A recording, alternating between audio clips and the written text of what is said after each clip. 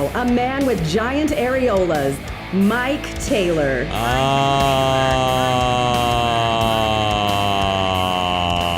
Yes. They are pretty big for my size. They're weird looking. It is Taylor. It is Wednesday. It is People I Want to Punch Wednesday. How you boys doing? We have a lot to do today, man. This is going to be a really busy show, which makes my job easier, so I appreciate that. We've got guest hosts. We've got guests standing by. So let's get right into this. It's People I Want to Punch Wednesday, but before I do mine, let me introduce our guest host today, a guy called Nick Mantis, who has done television in and around San Antonio. A little bit. And these days, you're doing Locked On Spurs on occasion during the season. Right. God, you picked the worst time in franchise history to do a Spurs show. I think it honestly was the best time because I guess it made you better. Right, exactly. Oh. So, because I got here in December. Yeah. And then throughout this entire process of the end of the year and a guy scores 25 points and then all of a sudden he has an injury the next day. Sure. You know, that whole process of knowing what the game plan was and then getting into the offseason and thinking about things, people being moved in that sense, and then going into the draft. Yeah. You couldn't ask for a better time to see this organization start a new chapter with Wemby. So I see it kind of as an opportunity to learn more about this organization, especially in a time when it's gone through so much. Well, I'm that lazy guy who hadn't watched in 2 years, but now I'm going to. You're back. I'm the drive-by Spurs fan, and guys like you have been like fighting through all the hard times. So Ken's Five is who produces Locked On Spurs, a guy called Jeff Garcia. Yeah, he works there, and then I'm just hop on as a guest and as a local journalist who's done TV work before, and now I'm in town and enjoying it. Full disclosure, and I told Nick this before we went on. I got you confused with another dude. Right. Yeah, so I started paying attention to you, and I'm like, oh, no, this is not that guy. Right. Oh, but I like this guy better anyway, right? I There was appreciate another it. guy, a tall, dark-complected dude doing TV. I thought, Right. oh, wait, that's not the same guy. Different guy. But then, because I saw your Instagram stuff you do with one of your buddies. Yeah. And I thought it was great. Thank you. And then the Locked On Spurs business, and I just got you confused. I'm sorry. That happens. Guys that have our complexion, we look alike. A little bit. We get confused. Here and there. Yeah. Could be cousins. Latino, Greek, Yeah, Italian, exactly. Portuguese. We got us kind of guys. The gel in the hair, and, Sure. the noses and stuff. So So I reached out to Nick a few weeks ago. We went and had lunch. We hit it off, and I thought it was cool. So I invited him to come on and do a show. And I want to have a bunch of different guys on, as I told Nick before, or girls, not to be sexist. I want to have a bunch of different guests on as we just kind of see where this show is going. Still, we're still in. It's been 2 months since I've been doing this show full time, where it's my job. And it's just doing what it does, man. I want it to be organic, so Nick's going to hang the next couple of days and co-host and hang out. Then we'll let him go. So anyway, so that's it. All right, we have a guest in a minute I want to get to, but it is People I Want to Punch Wednesday. I'm going to punch a guy who doesn't really deserve it, but why not? It's fun because he's famous and he's real polarizing. He made a mistake on his show, and it's funny because I never listen to Colin Cowherd anymore. But I'm going to punch Colin Cowherd today. I'm not one of these haters. I like Colin. Now I don't listen to a lot of national sports talk radio. I just not as much as I used to. Sure. I happened to be in the car yesterday randomly, and I had it on my old station, Ticket 760, and Colin was on, and he was, of course, telling me how mediocre Dak Prescott is. Here are the three of he does a national show, so they do a lot of generic topics, but it's a national show, and you have to. Yeah. So they're rolling through his Colin's preseason list of the best quarterback rankings, Right. And so he's got the top 3 or 4 dudes in the league, which I think most of us agree with. And then he gets into the next 5 or 6, there's 3 tiers of quarterbacks, which I agree with that. Yeah. You got your 3 or 4 creme de la creme. Right. Then you got 4 or 5 guys that are on the there. cusp, and Yeah. then everybody else is basically the same. Right. And he's thrown Dak in that basically the same, but he's at the top of the basically the same. Dak's about the 10th or 11th best dude in the league. Depends on who you have. Blah, blah, blah. But then he goes into this spiel about how you've got Mahomes and you've got Jalen Hurts and you've got 2 or 3 others. Then you've got these guys and then everybody else. And he's just rolling through rando quarterback names. These guys are good enough to start, but will never win a Super Bowl. And he's rolling through the list of names. And he one of the names he threw out was Dwayne Haskins. And I'm in the car driving, and when you're driving, you're listening, but you're still driving. Sure. And I thought, wait a minute. Dwayne Haskins. I agree. Dwayne Haskins will never win a Super Bowl because he's no longer alive, Colin. And then not only that, Colin's producers had a list, and I was in the car, but apparently on the television show, because the show simulcasted, they showed a list of Colin's quarterbacks that can win the Super Bowl, Colin's quarterbacks that will win a Super Bowl, and then the rest of the guys who can't. And then it had Dwayne Haskins listed. Dudes, he's been dead for almost a year. Oh, wait. Oops. So punch Colin Cowherd for forgetting that Dwayne Haskins was dead. He issued an apology. It was an innocent. It wasn't egregious. It wasn't on purpose. Right. And Colin's such a stick in the ass kind of guy. Mm-hmm. He hates when he makes a mistake. You know it. Yeah. It drove him nuts that he screwed up that badly. So I'm punching Dwayne Haskins. I'm punching Colin Cowherd. Do you remember when Haskins got killed? Yeah. That was really sad. That was a really sad moment. Not just for him, how he got killed. He got hit on the highway because he was like inebriated or whatever. Something. Yeah. He had a bad day. Yeah. And was out walking the highway and got hit by a damn dump truck, I think it was. It's such a sad story. Good Lord. Not just for him, but that whole entire, because he got an opportunity to play in front of his home fans, being there in Washington. And I believe he was a Maryland guy originally, going to a big program like Ohio State, coming back to a place where he's watched football his entire life, and now he has an opportunity to play there. Right. And whatever had happened, and it's just such a sad story to such a good guy, not just off the field, but such a good family guy as well. Yeah, who really took care of his family. Highly unfortunate. All right, okay, this is our bit. People I want to punch. It's obviously I'm not a violent man. I'm old. I'm 48. I got as close as I'll ever get to getting into a fight this week when I was screaming at my neighbor over my dog. But I don't fight. I weigh $165. I'm 48. I don't need a fight. Even just throwing a punch, I'll rip my shoulder apart. So it's not. It's just we're just goofing. Sure. If you could, sure, punch anybody on earth right now, and get away with it, who would that person be and why? I think it's a lot of broadcasters have used this over the last couple of days, and rightfully so. I don't know if you probably heard about the story about the play-by-play broadcaster for the Orioles. Yes.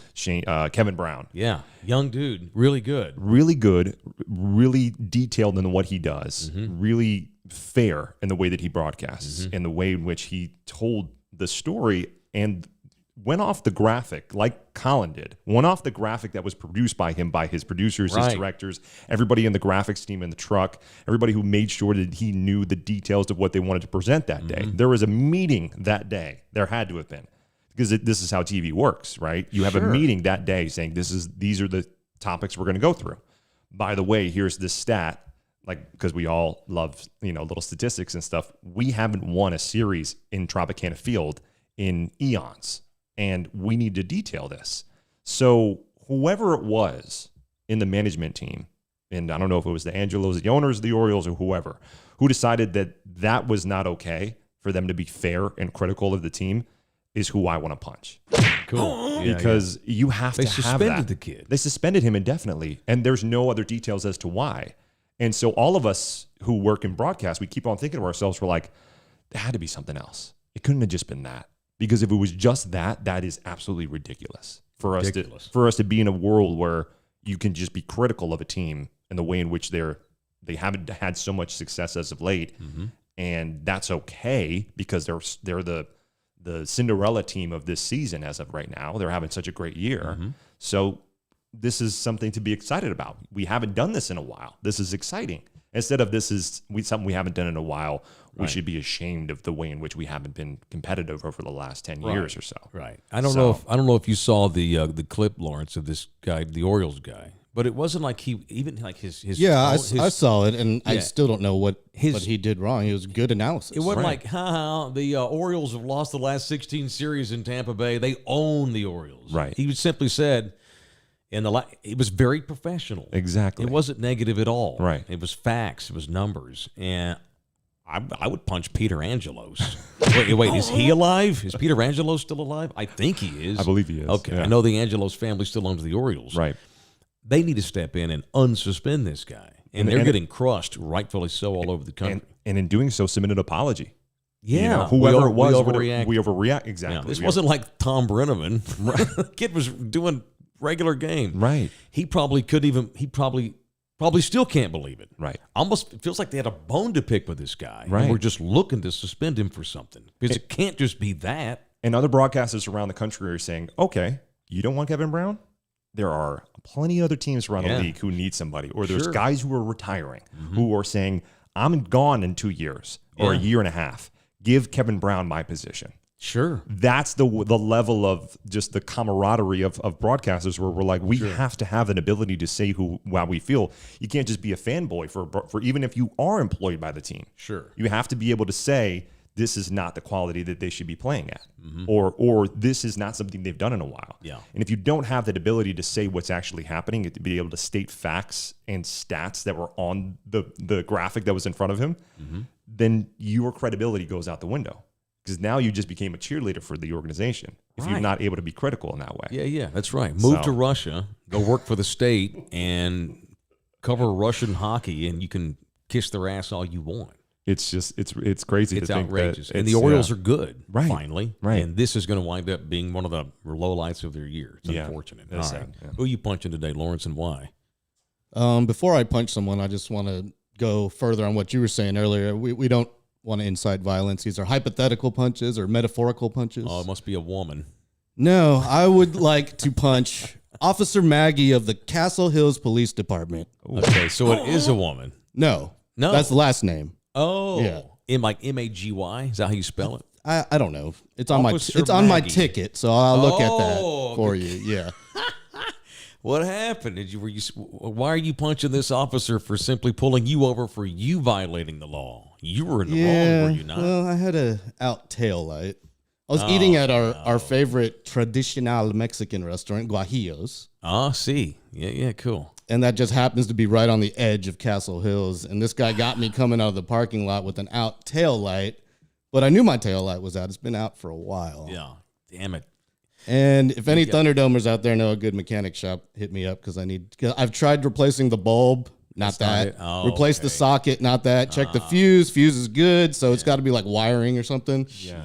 Well, So punch Castle Hills. dude, PD. I am always, every time I drive through one of these little municipalities, Balcones Heights, They're Alamo predatory. Heights, sure. That's how they make their money. Gotta be careful. Castle Hills PD. I'm sure Officer Maggie just, well, thank you, Officer Maggie, for risking your life every single day. Not to demean the profession, but Jesus, it's Castle Hills, man. Yeah, so he gave me a warning for that. When you're pulling folks over for an tail light, you ain't out there. You ain't fighting crime. So since I got pulled over for that, I had since my light was out, I couldn't get an inspection. So since I couldn't get an inspection, I couldn't get my registration renewed. Oh my So now I'm going down that rabbit hole. I see the system. All right, well that's good. All right, Holmes. All right, we got a guest. This guy's been waiting, and he's a busy man, so I don't want to keep him waiting much longer. But I do need to stop us down and say that the official vodka of this show. You drink vodka ever? I do. Live From oak time to vodka. time. Okay, well you're Texan now. Okay.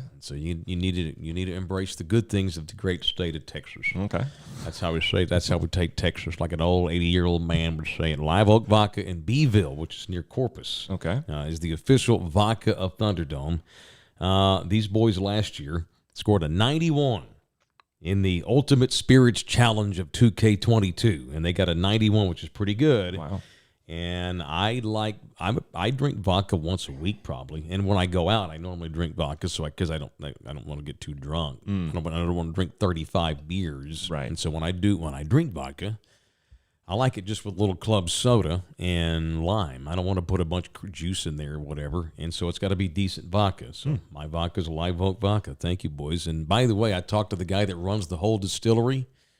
You and I need to have a conversation, LG, about doing a field trip pretty soon. I'm down. Okay, let's have a production meeting on that. All right, let's have a guest on now. It's Nick Mantis from Locked On Spurs, and we'll get into your TV career here in a little while. Sure. But joining us, I think he's in Austin, Texas. Live from Austin is San Antonio's own, a guy called Gene Centeno. Okay, all right. Before we talk to Gene, LG, do you have the intro handy?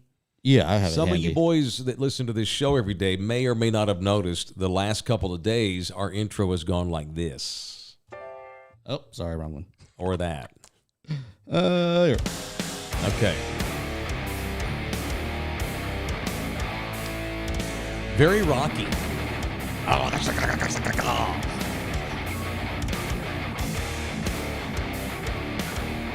Okay.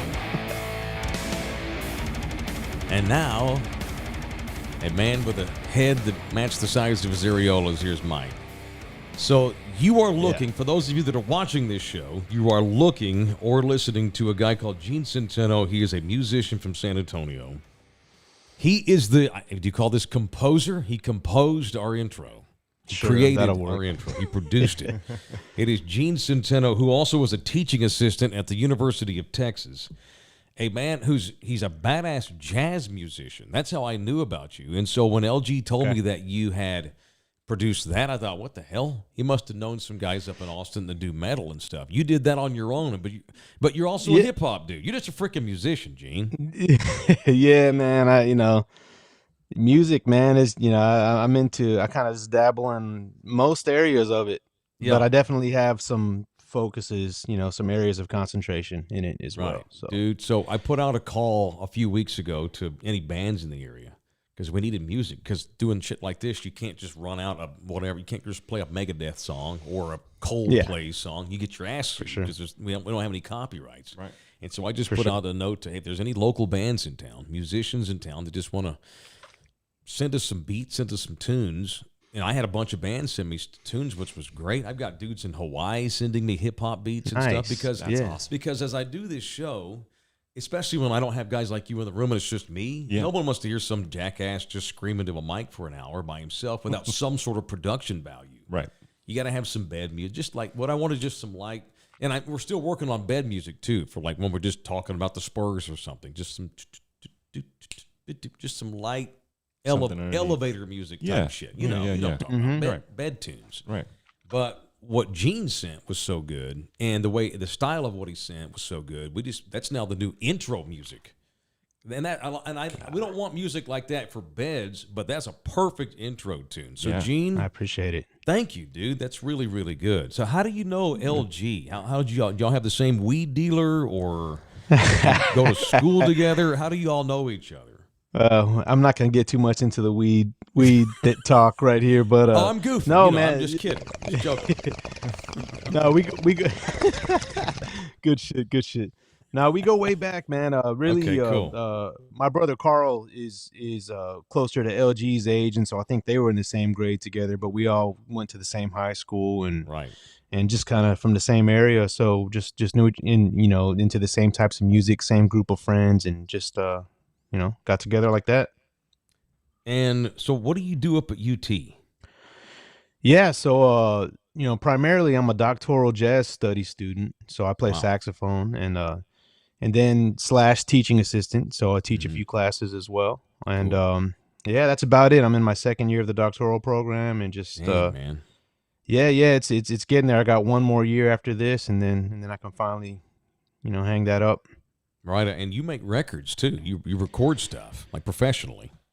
Yeah. Well, I mean, as far as my performance and recording resume goes, it's decently extensive. I've performed and recorded with many artists nationally and locally, and another area that I focus on is hip hop beat making and production, and that career wise in that I've barely just scratched the surface, even though I've been doing it for 30 years. It's just I think where we live in South Central Texas, this has never been a big thing, to market and promote yourself in that way. So now that we have social media, I'm starting to do that myself. Good. And hopefully I can start to make a name for myself in the hip hop arena too.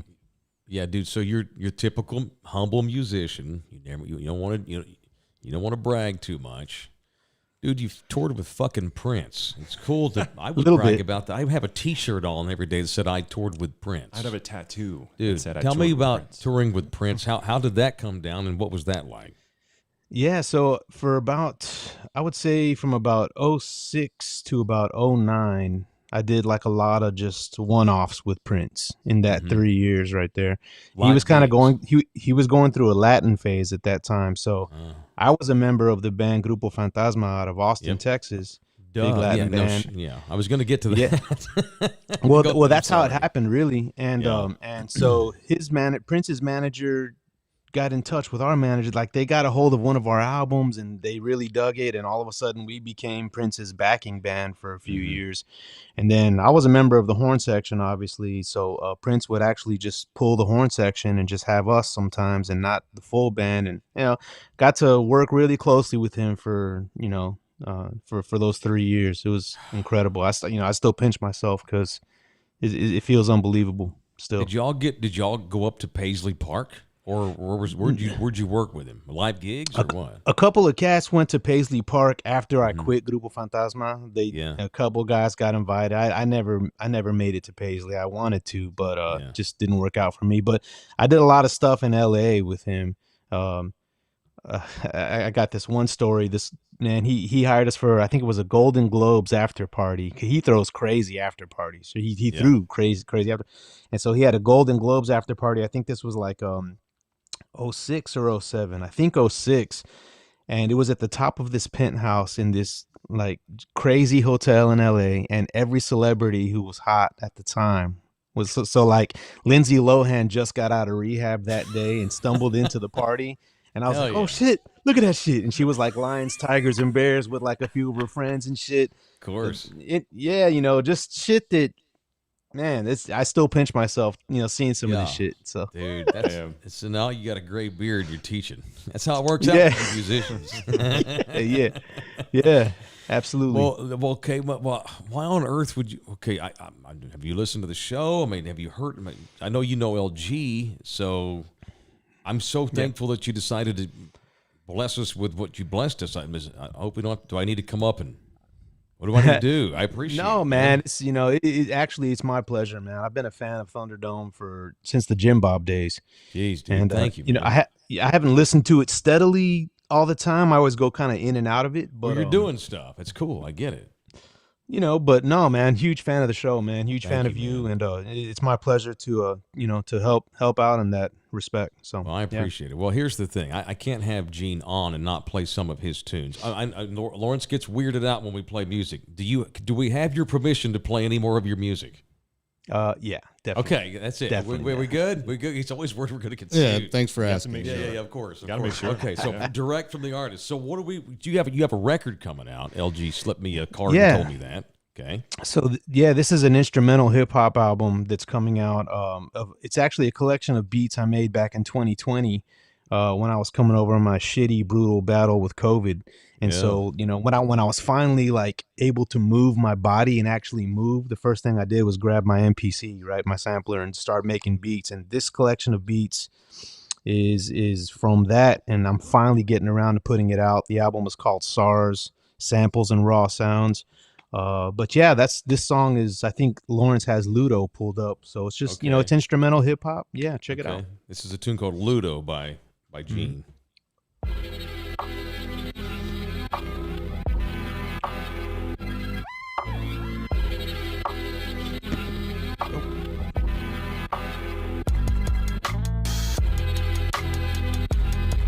This is the stuff I like to listen to when I'm just kind of cruising around town, just want to chill. Yeah, man, it's good background music. I think it's great. That's what I intended it for sure. Yeah, I could like a lot of I could read to this, like a lot of music you can't read to and do because my brain's not. I have a very one-trick mind, right? I need silence. If there's music, I can't concentrate. Like there's vocals, but shit like that I can listen to. Right, and I can sleep to this probably. Okay. Yeah, It's called Samples and Raw Sounds, SARS. Yeah. So there's the play on SARS right there. Yeah, dude. And, so you had COVID real bad. Yeah, back in 2020, when it supposedly first came out, and it just kicked my ass, man. And I'm a generally healthy person. I never get sick. I stay up on my health, eat right, exercise for the most part. And it came in and just kicked my ass for about a month. I was bedside for about a month, man. Damn, man. Good Lord. Living I up couldn't there in move. Austin. Like I could. It was in Austin. None of y'all got any vaccines. It was that Austin COVID. It was that Austin version. And hey, Gene, real quick. What's the story behind the name of this track? I know it's Ludo, and As far as I know, Ludo is the character from the movie Labyrinth that was stuck in the bog of eternal stench, correct? Yeah, and so I was stuck in the bog right there too, and Ludo that's exactly what it is. My wife was putting movies on for me to keep me slightly entertained, and Labyrinth was one of them because I love my classic '80s movies, There you And go. so Ludo, he was I was just watching him in the Labyrinth. I was like, shit, I'm gonna name a track Ludo. There it is. All right, I noticed one of the tracks you sent me to preview was called Dark Crystal Metal. Are you a big Jim Henson Muppets fan? Is that what that is? Man, I guess so. Yeah, Dark Crystal's another one. Like anything in that kind of fantasy area, yeah, I'm a fan of for sure. Oh yeah, man. Lord of the Rings. Dude, I'm Lord of the Rings man. all day Thank too, you. man. So you get these artists together, like we talk about football and shit. Right. We think we're smart, and then No. you get these dudes in the room. It's like, I'm just gonna shut up. No, they know about different types of beats and ways that they can put things together and stuff. Yeah. and, You know what? I'm a sports guy too, though. I'm a sports guy I too. see the We hat. see the hat, I see exactly, the hat, and yeah. I know where you're from. Orale. So, but Orale, like, Otto. okay, help me out. This is another dumbass guy music question. So, I'm not surprised at all that you're good at making hip hop tunes, or even like the metal tune that you made us for the intro, because jazz artists, those are musicians, dude. I mean, to do jazz, you just need to know music inside and out. Like 50 Cent can't do jazz. I don't know. Chris Martin from Coldplay probably can't do jazz. But you're a jazz guy with your background, so it allows you to be able to do pretty much anything. Is that true? I feel like jazz is that music that is once you kind of you've been down that avenue and trained in it for years and years and years, it seems to be that you can be pretty much comfortable writing or performing in any other style. Pretty Dude, much. I appreciate it, man. So you teaching today, or I guess it's summertime. When do you start teaching again? Shit, we come back the 21st, I think, August 21st. Okay. So it's Right coming on, up. man. It's right around the I bet you're corner. a cool ass teacher too. I bet you'd have cool classes. Well, before I went back to grad school, I was teaching high school and middle school band. I did that for 10 years. Whoa. And middle school. I think Good some of my students would beg to differ from what you're saying right now. What's a different grade level? Those junior high kids are all pains in the ass. You got to be a jerk all day to keep them in line. Man, tough man, it was cool though. It was cool, man. There's some good kids out there. Well, dude, not a lot of guys are career musicians, and that is primarily what pays bills and stuff. So props to you, man. I appreciate you popping on. You're a busy dude. I can't thank you enough for making the intro tunes, and I'd love to have you on again, man, for sure. Yeah, man, and more tunes to come. More tunes to come for sure. Thank you, man. Whatever you do, throw them our way. I want to have a ton, not just from you, but from lots of musicians. So whatever you want to give us, dude, shoot it our way. Send it to LG when you get them. Absolutely, All right, absolutely. Gene. I appreciate it, Man. guys. All right, dude. All right, hook 'em. Go Spurs, go. Gene Centeno. UT music is again smart lads that can talk about the technical aspects of music and shit. I'm just like, that's It's cool. impressive. Yeah. I know. So that's our new intro guy right there. That's badass. That made me scrunch up my face, and both things we played of him. The first one, I was like, okay, it's a hard rock, and then the smoothness of that hip hop beat, I was like, it's so different. I've scrunched up my face again. Apparently, Right. okay, dude, and I'm loving it. So different, yeah. same guy. That's Right. super kick-ass. All right, Gene's appearance brought to you by RNR Auto Glass, the official auto glass repair company of Thunderdome. They are easy to locate right by the airport at 281 in Tacoma. It does not matter what your insurance is. They take it. They are locally owned by San Antonio people, and they're fast. God knows this is a crazy world we live in, and you ain't got time to be 3 days without a car. If you've got auto glass issues, go get it fixed at R&R. They'll get you in and out today. Not to Uber to work or carpool or borrow your old lady's car. Get in there and get out, and don't forget to mention me. If you mention us, R&R will give you an especial. It will give you a discount on your job. So go get it fixed at R&R right there by the airport at 281 in Tacoma. It is R&R. All right, Nick Mantis is in the room with us. So you did. Let's talk about you now. Okay. And then we'll just get into whatever else whatever else comes up. So Sure. You came here when? When did you move to town? I moved here in middle of December. So So you're still that new. Very. How'd you find these dudes at Locked On? How'd they find you? So we actually connected on social media because I was working at a station in Lansing, Michigan as a weekend sports anchor. Okay. And the guy who runs Locked On Spurs has spent some time in Michigan before. Yeah. Jeff Garcia. Right. So, I didn't know that. And so Okay. he in Lansing specifically, where I was living. Yeah. And so I would post, like, I was at the Lansing Lugnuts baseball game, or I was covering something at Michigan State. Yep. And he's literally been to those same places that I was. And he lived downtown, like a couple blocks from where my apartment was, right there on the Grand River in downtown Lansing. Yeah. And so we connected off of that, on top of the fact that that whole entire process, this past all of more than 8 months of 2022, I had San Antonio on the list of places where I was looking to go next, because of the fact that my girlfriend got a great job down here working for the Texas Tribune. Ah, cool. So I was like, okay, well, we've been dating for 5 years. We've been bouncing around to different places. We met at grad school in Chicago.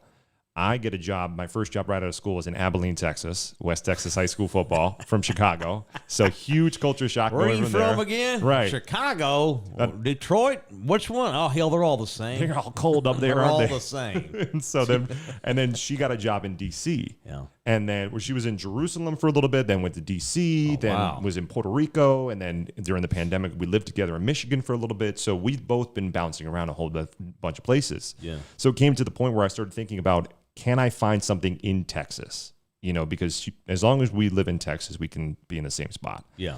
And I She thought, can write for the Tribune no matter what town she's in. exactly. Okay. And she's a video journalist as well. Okay. So if they need to have her go to something, she can just get a rental car for the company, and then she can go cover anything as long as it's within the state of Texas. Right. You guys just chose San Antonio? She's looking at more options to do some more stuff towards the border. Ah, and so very cool. Makes sense. she was looking at options of places that she would want to live. Cool. And so she looked at El Paso, San Antonio, different places and stuff like that. And so she chose San Antonio because it worked out better for just kind of a location wise. You can get down to the border if you need to. The Tribune is based in Austin. So there's a quick drive right there. If you need to get a Houston or East Texas story, she can do it there, Dallas. So San Antonio in itself was just kind of a perfect opportunity for her. And then when my contract was ending, I was talking to a couple other stations about possibilities and stuff. I was interested in them, but I wasn't sure if it would be the right fit. Yeah. And so I decided, okay, let me at least give myself the holidays to make a decision, because as you know, in TV, people don't usually you're going to be working the holidays and weekends, and that's just how the business is. Sure. So it had been the first time, I think, in a long, that I didn't have, I want to say at least the first time in my 4-year career of working in TV that I hadn't had an opportunity to actually just have it off and not worry about, I got to get back to work. We can have Christmas morning, but I got to be there for the 6 and the 11. Sure. Because the business is hard like that. You're And sitting it's around a Christmas tree in a suit because you got to leave soon. Exactly. And you got to say goodbye to everybody, and then you got to go. And so it's just tough like that. And so this was the first opportunity that I had to actually just have it all off. And I really wanted to take advantage of that opportunity. Right. So I spent the holidays with my older brother and his wife live in Fort Worth. Okay. So you got two guys who grew up in Boston who are now down here in Texas. More And points so, for Nick. That's my hometown. there you go. Yeah, for sure.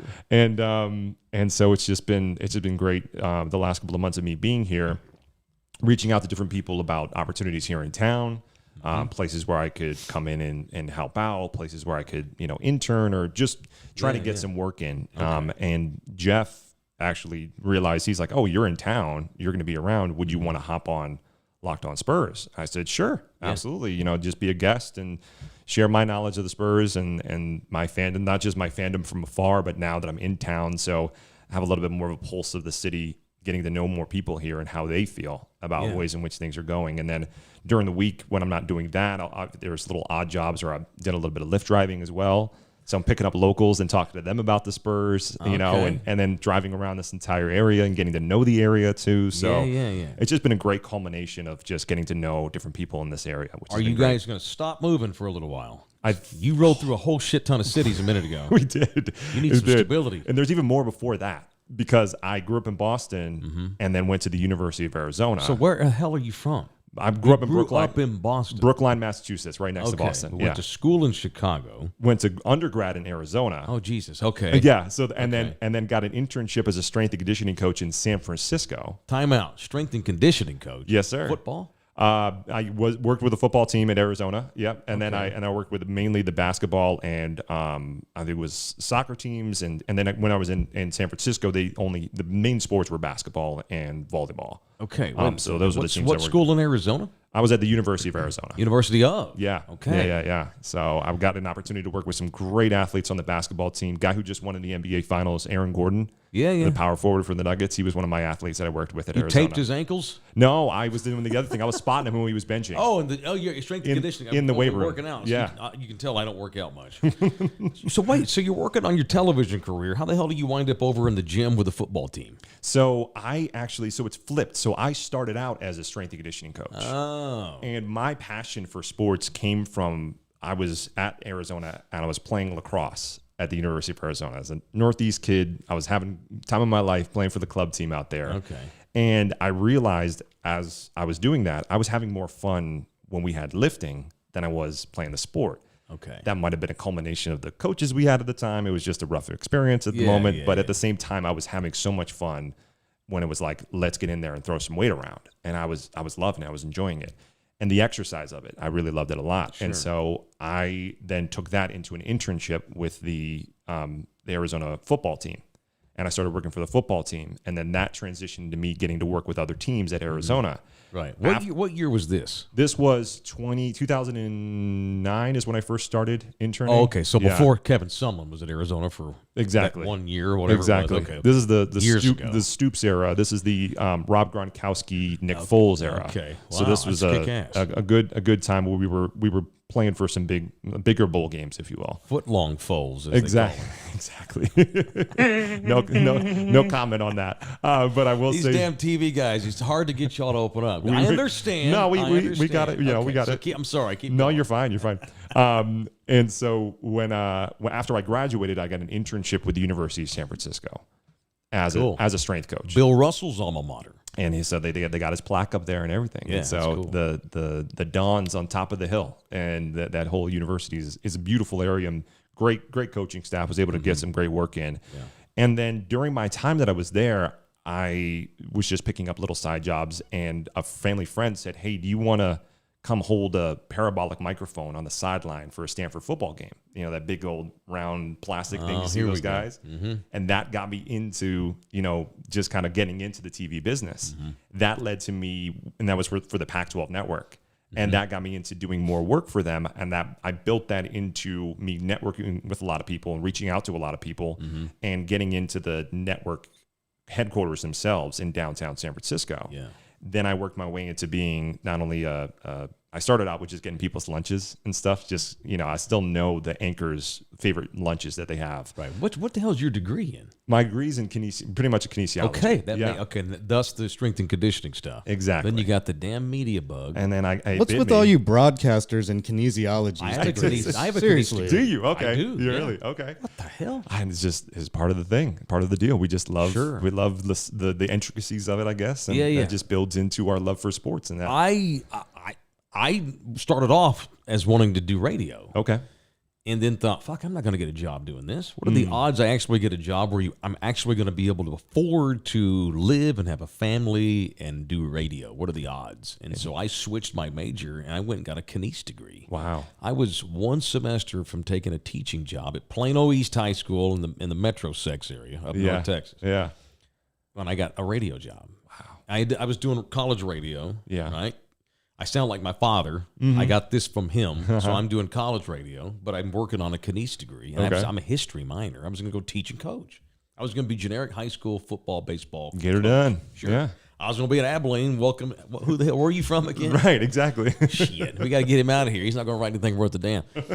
And then I got lucky and got a radio job. So it was different for me. It was flipped. Yeah. That's crazy. It's wild how that all happened like that. And then the parabolic guy, what a fateful decision. Exactly. Okay. And then sorry, go ahead. No, you're fine. And then it just led to another opportunity to the point where at the end of my time there, I was running the replay operation. Yeah. On the EVS and Dreamcatcher replay machines. So anytime you saw something go slow-mo on the Pac-12 network, that was either done by me or somebody on my team. We had like a whole group of guys, a whole row, and we were doing all different kinds of games and different stuff for the Pac-12. And a friend of mine, he's still a mentor to this day. He now works for the NFL Network, Mike Yam. He was an anchor at Pac-12 at the time. And I asked him, I said, how do I get from where I am behind the camera to in front of the camera? And he goes, you're a strength coach originally? And I said, yeah. He goes, you need a journalism degree. And I was like, okay, well, where do I go? Jeez. And he was like, you need to go to either, Syracuse, USC, Northwestern. He listed off, all the big schools. The real inexpensive ones. Exactly, right? and I was blessed enough to get into Northwestern, and there was a 1-year graduate program in downtown on Upper East Wacker, and still got some great friends from there. And there you go. Yes, it's East Wacker. And then fight through him. Right. Yeah.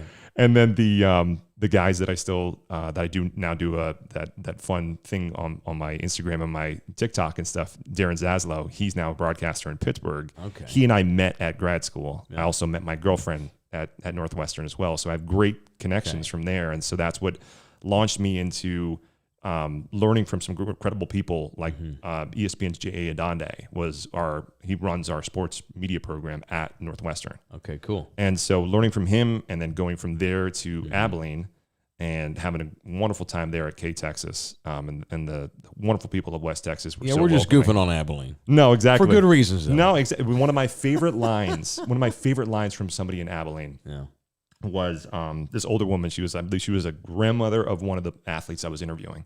She calls me over, and I, walk over. Hello, ma'am. How you doing? She's like, you're from, K-Texas. I said, yes, ma'am. She goes, tell me something. Son, you sound like you're from colder weather. I was like, that is the perfect way. It don't matter where y'all are all the same. Right, exactly. That's a Cold perfect weather. way to say welcome to West Texas. That's hilarious. You Yankee. Yeah. She wanted so, to feel you out. Right. She wanted to know how it was. Yeah.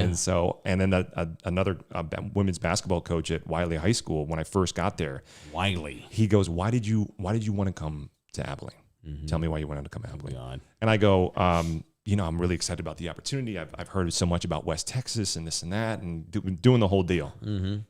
He interrupts me. He goes, no, don't do that. Don't do that. I'm like, okay. He goes, honestly, tell me why you wanted to come here.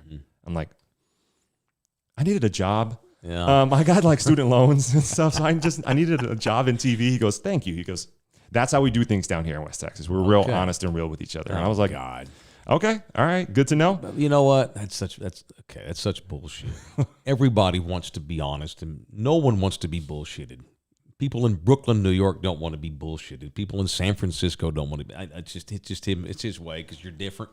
Just welcome me in. Different. Do a little intimidation tactic to welcome me in. That's all that was. Yeah. That's all that was. He wants to have some control because this dude's from out of town. He was so nice though. Knowing that he got one on me. This was a coach? This was a coach. Knowing he got one on me, the rest of the time I was there to interview one of his players, he loved seeing me. He was course. Oh yeah. He's like, okay, now we have a little bit of something. We got a bond. That's something, fine. Whatever it took. Right. That's silly. Right. God Almighty. So. All right. So in San Antonio, have you been here since December? Yep. San Antonio's similar, but in a friendlier way. Oh, absolutely. This town will welcome anybody that's from the outside. Sure. When you get here, you got to commit loyalty. You got to go to the altar of Puro San Antonio, and if you give your heart to Our Lady Guadalupe, then you're familia forever. Doesn't matter where you're from, as long as you protect this town, you're loyal to it, and you like it. Even if you leave in the future. Being and driving the lift and getting to know the city, you strike me as a guy that wherever you go, you want to immerse yourself in that area. 100%. That's the way I am immediately. Too. Yeah, and that will serve you well, especially if you wind up back doing TV in this town. If you ever do, I don't know if you're going to.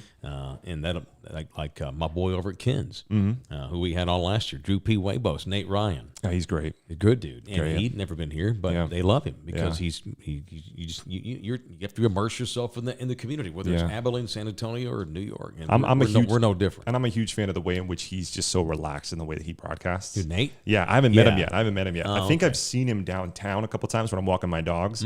Pretty sure we live like a block away from each other in like the certain area of Southtown area. But at the same time, though, at any time I've seen anyone of his broadcasts, he seems like he's just so relaxed in the way he does things and really calm and just brings, that behavior you would get from most people off air. He brings that on the air as well. So Seems like he's doing a great job. I came here in 2007. Now, I'm from Texas, but being from Fort Worth and San Antonio are very, very different. Oh, yeah. There's North Texas and there's South Texas, and it's different. Yeah. I think, and then there's San Antonio, right? The Mexican border might be the river, but it's kind of a gray area where Mexico starts. It's a different area. And I worked for the Mavericks flagship station in Dallas. So here's this. I'm from Fort Worth, by the way. I can't stand. But here's this Dallas guy. Right. Damn Mavericks fan. And I think I told you this at lunch. Yeah. Even my managers were deeply concerned. Right. Like, we like you. We think you have a good show. How the hell are we going to get over you being a Mavs fan? Right. Did you grow up a Mavs fan? Yeah, I did. And I'm coming from the Mavs flagship radio station. I did a show called Mavs Talk after all Mavs games, like I did with the Spurs. Yeah. And my boss, a guy called Tim, and he's like, I want to make you a candidate for this job, but how the hell am I going to sell that because of your background? I said, Tim, you hire me, I'll be a Spurs fan by nightfall. Give a shit about that. I'm trying to get a job. So I went, and again, I didn't bullshit him. Right. It wasn't, oh, well, no, I just happened to work for the Flags. I'm like, yeah, I'm a Mavs fan. I grew up a Mavs fan. My father was a Mavericks. In my house, I mean, my dad was a white man in the 80s. We liked the Mavericks and Larry Bird. So we liked the Celtics and the Mavericks. And the Mavericks were awful. So the Celtics gave us pleasure. The Mavericks were the local team. Right? And I've said this before because I used to say this back in the day. It's not so much anymore because I've been here 15 years now, and my kids are from here.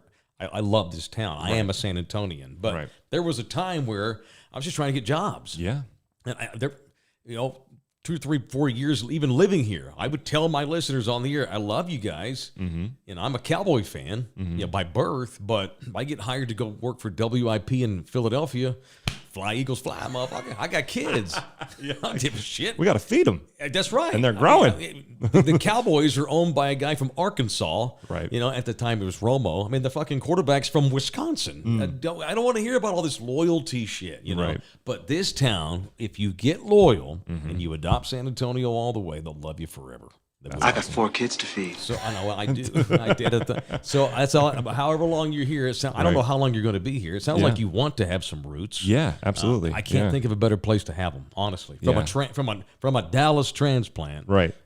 If you're going to have roots, there's lots of great cities, and this is one of them. So you can't go wrong if you all decide to stay. No, and that's one of the things that's so exciting about this time is that there's a lot of things for me that are up in the air, but as far as us being in the same place and getting an opportunity to be here in San Antonio with me and my girlfriend, it's been great for us to kind of learn, okay, how are we going to move forward as a unit, but where do we see ourselves as far as moving forward in that sense? And from everything that we've seen so far since we've been down here, we realize we're like, okay, this could be a good opportunity for both of us moving forward. So we're excited, and whatever comes up, we'll take it in stride, and we're pumped to move forward with it. Right. So well, that's welcome. You got to take me to the you said what was it in the Guadalupe, the Guadalajos? No, okay. Oh yeah, okay. You got to take me. Yeah, so that I can. If you see me looking at my phone and shit, I'm listening. No, I hear you. I'm so used to doing. See, I'm a radio guy. Right. I am still getting used to. There's a camera on me to be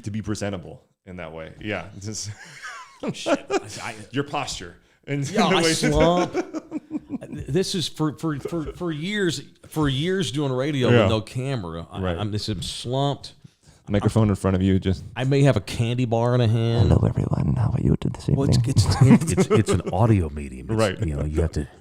Hi, welcome. It's the Taylor Show on NPR. Today we're going to see how we can whatever. Right. We're gonna whatever. Right. And so I'm still getting used to being televised. Yeah. I guess, or videoed, or whatever the hell the word is. Sure. So if you see me doing shit, it's because I'm used to not looking at a co-host, not aware of people. No, you're fine. You're fine. No worries. Cool, I totally get it because there's times when I've been interviewing people before and I've looked down at my notes and being like, okay. Well, that's what I'm doing. Exactly. Yeah. Yeah. Oh, thank you. I appreciate that. Awesome. Sunburst Gymnastics Academy just gave us $1.99. How about that? We'll give that. Go. Oh, you can't take money right now because you're technically. No, yeah. No money for me. But I'm glad that violate NIL rules. Right, exactly. Okay, we can't do that. Okay, cool. All right, show brought to you in part by Hardwick Mortgage. If you guys decide to buy a home, Okay. or do you own the one you have now? No. That's okay. That's smart. Yeah. If the time comes, we know people on this show. Okay. So let me help you with some contacts. Also makes me look good with them, but they're good folks. And they're all Thunderdomers, and they've listened forever. Like my boy Brad Hardwick at Hardwick Mortgage. If you're thinking about upgrading, getting a bigger home, maybe your kids have gone to college, you want to downgrade, get a smaller home, whatever the hell it is. To get pre-qualified for a loan, it is my boy at Hardwick Mortgage. Housing prices. We're not where San Francisco and Chicago are, but gosh, the Austin scene starting to spill into our thing when it comes to the housing market in this city. By the year 2050, we're projected to have over 3 million people in this town alone. We're going to be one of the top 10 most populated cities, maybe in the Western Hemisphere, because the Catholics won't stop making children. So the point is, I can say that because I grew up Catholic. My mother's Mexican. The point is that housing costs are nuts. Maybe you got a bunch of equity in a home. Maybe you need to pay off some other debt. Whatever it is, if you need a mortgage guy, my guy is Brad Hardwick at Hardwick Mortgage. The information is presented for informational purposes. This is not a commitment to lend or extend credit. Information and/or dates are subject to change without notice. All loans are subject to credit approval. Other restrictions may apply as a result of refinancing. Your total finance charges may be higher over the life of the loan. Visit hardwickmortgage.com for more information. Hardwick Financial Services, Inc., NMLS 1972012. It's hardwickmortgage.com. Okay. It's a guy called Nick Mantis in here. He's only been here since December. Yes. And it's a really, I'm not joking with you. It's a funny story because I thought you were another guy. That's so funny. And do you know the guy's name or? God, no, I forgot because all I know is that wasn't him, so it's you. Right. I would tell you. I'm not trying to hide from the guy. He was a tall dude. How tall are you? 6 foot. Okay, Yeah. well, you're not that tall, but Right. he's taller, dude. In San Antonio, you might as well be 6'8", being 6 feet. Tall, burly dude. And then I got to look and I'm like, oh wait, that's a different guy. But then I just kept staying with it. And then I've heard you, here and there, and seen you, with the boys over. So he's like the guy that got invited by the old lady to Thanksgiving by mistake, and now he goes every single year. Correct. I'll take it. That's how it happened. And that's how it's goofy shit like that. Right. I mean, you've had a lot of jobs. It's goofy stuff like, hey, I need a guy I'll give you $50 if you just hold this mic over a field. Exactly. Sure, I'll do that. Yeah. And then look at you. And here we are. To hell with strength and conditioning. Now, but would you ever go back into it? Do you still lift? Do you go to the gym? Yeah. I think that's the strength and conditioning coach is the second most important coach on any coaching staff after the head coach, in my opinion, in many coaches' areas. Absolutely. You're absolutely right. And the amount of time that we get to spend with the athletes is incredible. The amount of relationships that we get to build with the athletes is incredible. Yeah. I think if it was something where I absolutely needed something else or I had a love for it again, when I was coaching, I think there was a portion of me who That's a drop. yeah, exactly. I think. Was that a drop or was that actually red? It's always a drop. It's always a drop. Yeah. Go ahead. Sorry. No, you're fine. One of the things that was so interesting when I was coaching was that I had a feeling of that I wasn't enjoying when I actually got to lift anymore. Oh, yeah. And that's such a huge part of anybody who's ever been in the gym, is getting that opportunity to just kind of be in your own zone. Because I knew I had, 3 or 4 other things I had to do in that same exact weight room. You've now motivated everybody but yourself to lift. Exactly. That's crazy. And so you're pouring all of this into these athletes, which is exactly what you're supposed to do. But then when it comes to taking that and putting it towards yourself, it kind of took away a little bit from my ability to really be in the gym and be passionate about what I was doing. Yeah. So as I got, into broadcast, and then as I realized, I was like, okay, especially over the last couple of years when it came to getting out of the pandemic, I'm like, I need this to get back to where I want to be as far as where I want my body to look so I can be on air, and it just became part of, my everyday again and helped me out with during the really cold and bleak and lockdown days of Michigan during the pandemic. It got me out of a lot of that funk with mental health. And I think I'm a big proponent in you doing whatever you need to in order to get yourself to where you need to be mentally. And this is something that really, it's helped with stress. It's helped with the way I feel about myself, everything. And so I've been so much more passionate about me doing it for myself and then me helping friends and stuff like that with it, that I think it would have to take a lot. It would have to be a lot to get me back into strength and conditioning. But I'm so thankful for the time that I had with it. Yeah. Because it's led me into knowing so much more about the human body that I can use that in ways I can help myself moving forward. It's fun. Here's the other thing. Not that we're not little nuts, us broadcasters and people in media, but like most of the strength and conditioning guys I've been around, we're all kind of nuts. Yeah. Yeah, I had You don't strike me as a nut. I had and there have been moments. I've had my moments. Maybe, but I did have a moment. There was a portion when I was working with the baseball team at University of San Francisco. Yeah. Where I realized I was screaming a lot during the workouts and stuff, just to get the guys fired up because it's a 6:30 a.m. workout. Sure. And I've been there since 5, and so there were moments where I would realize I was like, I'm just doing this just to scream. I'm not motivating anybody in anywhere. They're really laughing the entire time. It wasn't like I was really. Yeah, there was just there was like a gimmick almost. Yeah. And so I was like, well, that's not good. You don't want to. You don't want to be that. You need to make sure that what you're saying is not only what you believe in, but it's going to help somebody in some way, or you're going to motivate somebody in some way. So I used took that time to use more of a little bit of a quieter approach, and then I came to somebody and I talked to an athlete about what they're going through. Why is it? What about this one specific lift are you having trouble with? Is it technical things? What is it? The weight? Is it, seeing 245 plates on his side? Is that like a mental thing? Because I could put a bunch of 5s on there if you want to, and it could just look smaller, whatever it takes. Yeah. And so I think it just helps me not only getting to know the athletes more, but getting to know myself more, which then led to when I was getting into broadcast, my passion for wanting to tell these athletes' stories came from strength and conditioning. Knowing what these guys are going through on a daily basis helps me understand their life, but also helps me understand that there's so much more to them than just their ability to dribble a basketball. Right. That whole saying of like, shut up and dribble, I'm the exact opposite of that. Yeah. I want to know what you believe in. I want to know what you're passionate about. Yeah. I want to know what's going on with your family at home. How are things going on? Because there's so many other things, as we all know, that lead into how we feel before we go on air, how we lead before we perform, when we get up in the morning. So, just because you're an entertainer doesn't mean you don't have other stuff on it that you're very passionate about. And there's so many other things you can do. With the one high school football game, the starting defensive end stays out while the team goes in halftime because he has to grab his trumpet to go get in the marching band. Sure. Like just little stuff like that. I'm like, that's a story in itself. Like I should stop shooting these highlights and just go do that story or do that later. My original producer on the radio show 15 years ago, Jim Bob, who now runs television stations, by the way. Oh, good. Cool. Yeah. So good for him. Yeah. I'll give you his name later. Okay. There was a picture he had in his apartment of him playing trumpet during a halftime with football pants on. Wow. He would take off he was taking the helmet off. He'd take off the shoulder pads. And he'd just have the undershirt with the football pants and the pads and the whole works, cleats and everything, out there kicking ass, playing trumpet as it were. Love that. And then he'd run back, put his stuff back on, and go back out and play. Small town football. I love that. Country. Yeah, exactly. All right, man. That's a good story. Thank you, man. Yeah. I appreciate that. All right, so now he's pretty TV, man. Elite Collision will make your car pretty if you've had a fender bender. Or it's maybe you got hail damage or whatever it is. If you've got body issues with vehicle, it is Elite Collision of Boerne, north of the rim off of I-10. They're owned by San Antonio people. That's big. You don't have to be from San Antonio, but it helps if you are. Boodle San Antonio, owned and operated. Technically, they're in Boerne. It's about 10 miles north of the rim, right there off of 10. The exit is 542.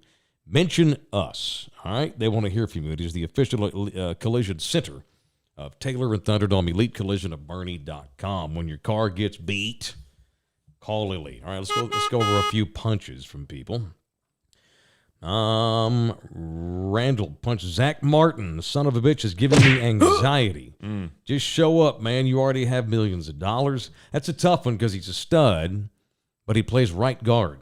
If he were a right tackle, I think they would have paid him already. I think he'd be there. They would have paid him the entire time. He'd already been paid. Yeah. Thank you, Will Harley. Matthew punched the head of USPS for delivering a package, but not in my mailbox, in my neighbor's, and I didn't know where it was for days.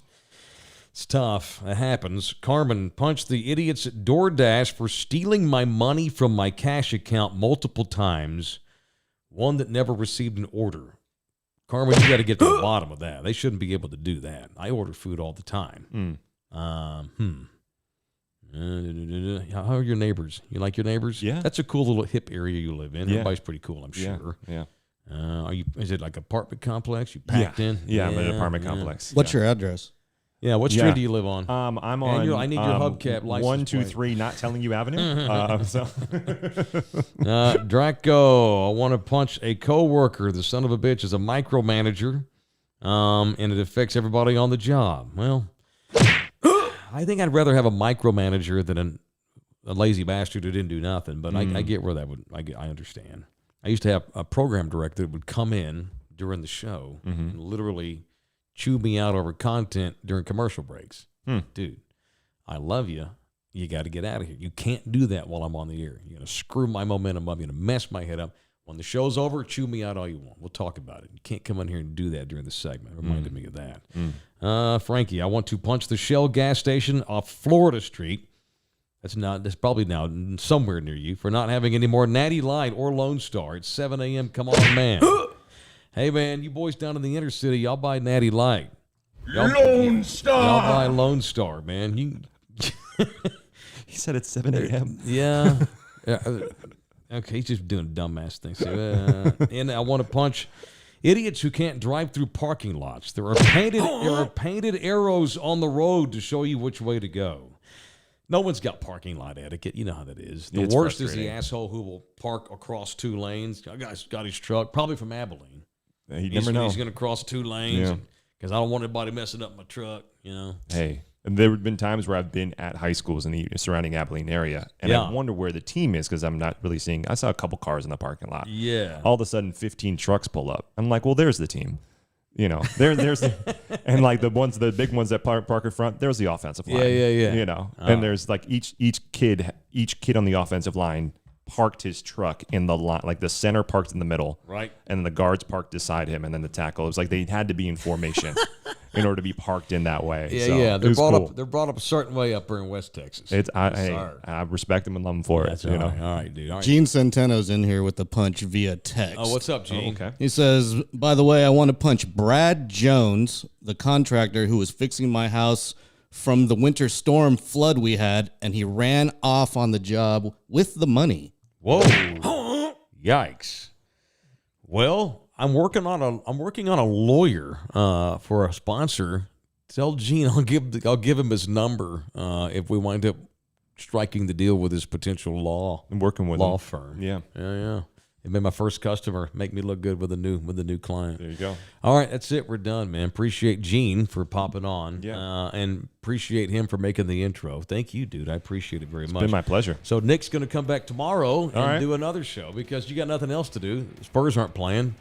Just sitting at home while your girlfriend's doing all the work. I'm doing more than that. And I appreciate you coming up here and hanging out with me. All right. My pleasure. That's it. All right, we're done. Thank you to LG. Thank you to Gene Centeno, who made our intro, man. That's cool. Taylor Trash, our new segment, will come down later today, right, Lawrence? Later today?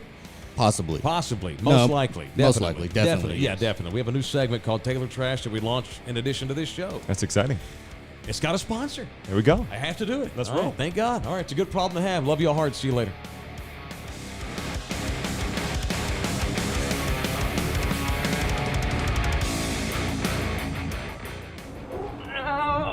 Come back, you puppy! This program was made possible by contributions from viewers and listeners like you. Thank you.